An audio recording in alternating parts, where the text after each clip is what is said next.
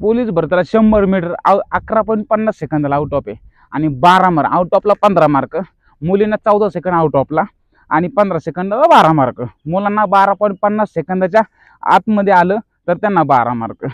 आता 12 मार्क घेण्याचा लई पोरांच्या डोक्यामध्ये असतं. तुम्हाला स्टार्ट दाखवले कसे स्टार्ट आहे, या स्टार्टचा वापर करून आता मी तुम्हाला अजून पुढे व्हिडिओमध्ये पण सांगणार आहे. पण 12 मार्क आणि 15 मार्क हे म्हणजे सोपे नसतात आणि अवघड पण नसतात घ्यायला. आपल्याला ते 12 आणि 15 मार्क घ्यायच्यात. त्यासाठी प्रॅक्टिस पण चांगली पाहिजे योग्य. 100 मीटर आपल्याला डोळ्याची पापणी जशी लावते तसं 100 मीटर फिनिश होतं. मग स्टार्ट आणि एंड आपण काय करतो, स्टार्ट पण बोगस होतो आपला, एंड पण बोगस होतो. फक्त मधला जो पेस असतो ना आपण त्याच्यामध्ये चांगला पळतो. म्हणजे कसं, आता तुमचं स्टार्ट आहे, आता स्पाइक वगैरे भरपूर जण लावतात पण स्टार्टच घेत नाही. काही जण असं घेतात आणि असं पळत जातं.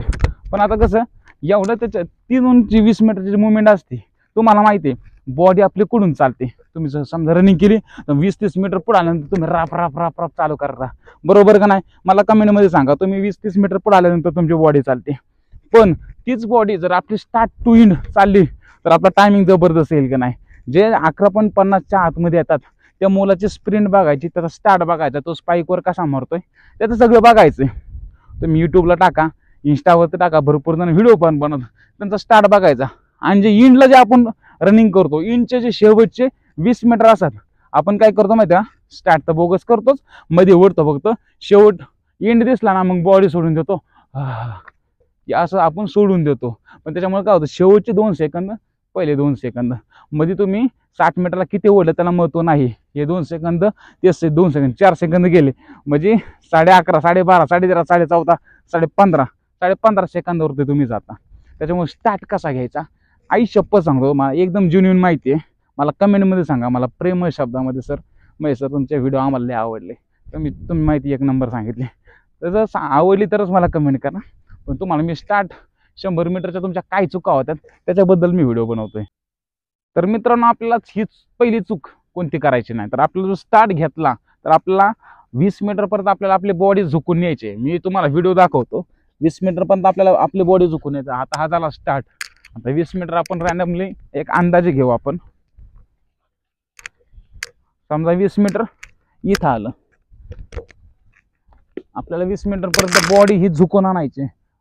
तिकडनंच व्हिडिओ घ्या, मी एक दाखवतो.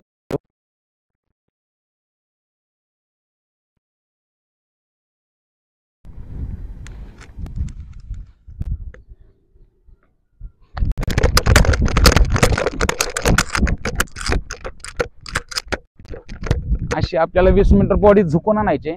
पण पहिल्यांदा पाय रपकन काढायचा आणि स्विंग ही फास्ट पाहिजे. रपकन जेवढं तुम्ही स्विंग फास्ट करसाल तेवढी बॉडी तुमची चालणार आहे. आणि तुम्ही स्टार्ट घेतल्यानंतर जी बॉडी डायरेक्ट अप करता, तुमचं स्पीड तिथं ब्रेक होतं. तुम्ही बॉडी, आता तुम्ही स्टार्ट घेतला, हा वाला, हा सगळं व्यवस्थित केलं, हा घेतलं आणि जागे उभं राहून पळाल्यानंतर स्पीड ब्रेक होतं. जो रिदम असतो तो तुटतो, तो रिदम तुटून द्यायचा नाही. स्टार्ट या प्रकारे घ्यायचा. तर मित्रांनो, आपल्याला स्टार्टला काही जणांना स्टार्टला पायाचं अंतर कसं घ्यायचं ते माहित नसतं. जरा इकडे घ्या, कोण हे दिसन खालचं दाखवा.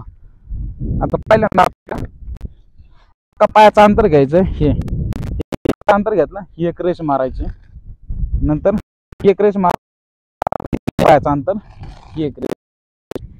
आता ज्या रेष मारल्यात त्याच्या वर आपला पंजा ठेवायचा आणि ह्या मागच्या रेषेवरती आपला पंजा ठेवायचा, पूर्ण पंजावरती. स्पाइक वापरताय म्हणल्यावर बॉडी पूर्ण पंजावरती पाहिजे, समजलं का?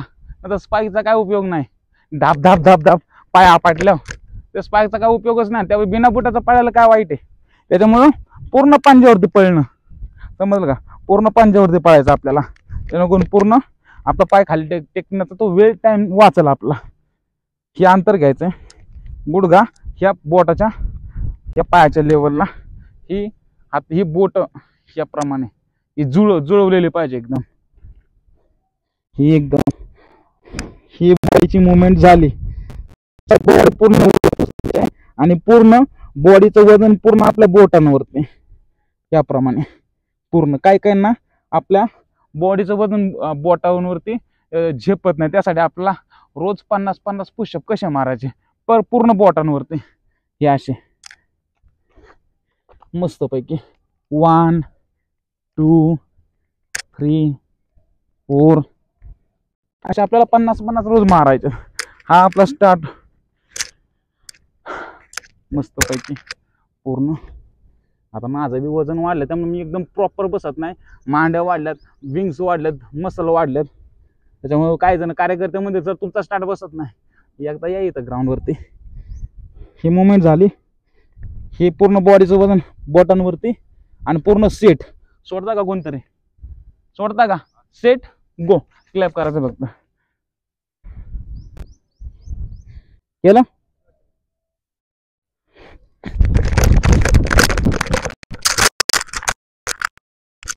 याप्रमाणे आपला स्टार्ट बसला पाहिजे. या चुका आपल्याला झाल्या नाही पाहिजे. आणि वर्कआउट करताना चांगली पॅक टायटी घाला, आतून सपोर्टर घाला, अंडरवर पण घालत असाल तुम्ही, पण एकदम मजबूत पाहिजे, पूर्ण बॉल चिटकलेलं.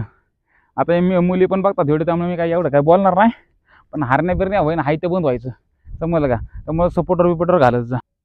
तर 100 मीटरचा स्टार्ट आपण जर शूजवर जर घेत असेल तर शूजवरती काय चुका होतात, म्हणजे स्पाईकवरती आणि शूजवरती काय फरक असतो मी तुम्हाला दाखवतो.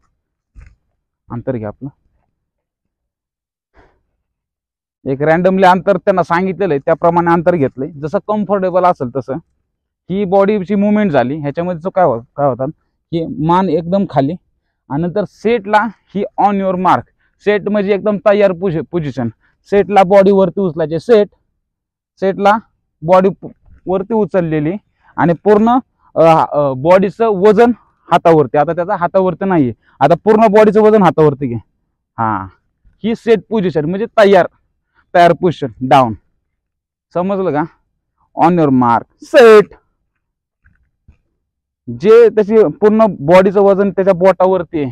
काही जणांचं बोटावरती वजन झेपत नाही, त्यासाठी काय करायचं ते पण मी तुम्हाला सांगतो. 50 आपण स्टार्ट शूज वरती कसा बसतो, रिलॅक्स शूज वरती कसा बसतो ते तुम्हाला सांगतो. स्पाइक वरती शूज वरती काय फरक असतो. Ready set. हा, इकडे का कॅमेरा. शूज वरती आपला पाय घसरतो, स्टार्ट नीट बसत नाही. काही जण म्हणतात सर भरतीला स्पाइक वापरून देत नाही, तर कसं करायचं? देईल नाही देईल ते नंतरची गोष्ट, पण आपल्याला तयारी चांगली करायची. आता याचं पाय घसरा तुम्ही बघितलं म्हणजे प्रत्येकाचं तसं होतं, माझं पण तसं होतं. मी पण कधी स्टार्ट घेत ना, कारण खाली माती असते, पाय घसरतो, स्टार्ट बसत नाही, माणूस पडतो. स्टार्ट पाय माग घसरल्यानंतर स्पीड भेटत नाही, जी मुवमेंट करतो ती होत नाही. त्यामुळं स्पाइक वरती आपल्याला तयारी करायची. आता मित्रांनो तुम्हाला स्टार्टचं सांगितलं, आपल्याला हिंड. तुम्हाला म्हणलं हिंडला पण तुमचे 2 सेकंद जातात. तुम्ही स्टार्ट शिकला एक नंबर. नाही म्हणला मग सरांची व्हिडिओ बघू मी स्टार्ट शिकलो, आमच्या मास्तरने शिकून आमचा स्टार्ट शिकलो, आमच्या क्लबला शिकून आम्ही स्टार्ट शिकलो, पण हिंडचं कसं करायचं? हिंडला कसं काय मार्काचा सर? काय पण काय बोलता तुम्ही? अरे येडी, हिंडचं तर खरं महत्वाचं असतं. आता समजा तिथं एवढं आपलं 100 मीटरचं अंतर आहे, दारा नाही तर मग सर काय जण कमेंटमध्ये म्हणतात सर एवढं अंतर असतं. तर इथून स्टार्ट घेतला आपण, राप राप राप राप राप एकदम फास्ट पळत आला, पण हिंडला तुम्हाला तुमची बॉडी थकली, तुम्हाला वाटलं आता तिथं हिंड आहे आणि इथं 20 मीटर राहिले.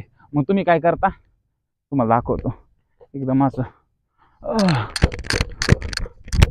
एवढ्या याच्यामध्ये तुमचे 2 सेकंद जातात. समजलं का? तुम्हाला वाटतं आता 100 मीटर फिनिश होत आले, पण इथं तुमच्या भरतीला सेन्सर असणार, तुमचा टायमिंग इथं अप होणार, तिथं अप होणार नाहीये. समजला का? इथं तुमचा टाइम बंद होणार आहे. तुम्ही तिथून बॉडी सोडली तर तुमचं इथपर्यंत 2 ते 3 सेकंद वाया जाणार. तुमच्यामध्ये किती ताकद असू दे, तुम्ही किती हुशार असू द्या, पण तुमच्या इथं 3 ते 5 ते 6 7 मार्क तुमच्या इथं जाणार. तुमचा टाइमच बोगसच असेल, एवढ्या याच्यात पण तुमचे 2 सेकंद जाणार. 0 मार्कावर असं 0 मार्कावर इथं असतं सेन्सर. समजलं का? त्यामुळं कधी पण स्टार्ट करताना फिनिश करताना या चेस्ट फिनिशिंग करत जा एकदम रपकन. एका व्हिडिओमध्ये भरपूर म्हणा एकदम चेस्ट फिनिशिंग करायचे आणि पुढं 5 मीटर फिनिश करायचं आपल्याला. समजलं का? आणि स्टार्टचं पण एक तुम्हाला सांगायला, समजा हा स्टार्ट आहे, इथं सेन्सर लावलं आणि आपल्याला मागणं पळवलं जातं 5 मीटर 10 मीटर. समजलं का? हा आपला लय जबरदस्त फायदा आहे. समजलं का? त्यामुळं टायमिंग तिथून चालवणार आहे. तुमचा स्टार्ट जरी बोगस झाला तर तुमचं स्पीड पूर्ण वाढत असतं. त्यामुळे समजा इथून तुम्ही घेतली रप स्टार्ट जर चांगला शिकला तर तुमचं स्पीड इथून पण वाढतं, जास्त वाढतं. त्यामुळे तुमचं चालू इथून आणि बंद होतो तिकडं पुढं. त्यामुळं लय जणांचा मागच्या चांगला टाइम आला, त्यांना 1 नंबर फायदा झाला. तुम्हाला सेन्सरचा चांगला फायदा होऊ शकतो, फायदेही आहे आणि तोटेही आहे. ते कधी पण बंद पडतं, मुलांचं नुकसान होतं, पण आपण काय करू शकत नाही. आपण एक सामान्य व्यक्ती आहे. सिस्टीमच्या विरोधात आपल्याला जाता येत नाही, तर आपल्याला घोडा लागतो. त्याच्यामुळं स्टार्टचं एंडचं तुम्हाला सांगितलं. आता स्पाईकचा फायदा काय, स्पाईकमध्ये मुलं का चुका करतात तुम्हाला.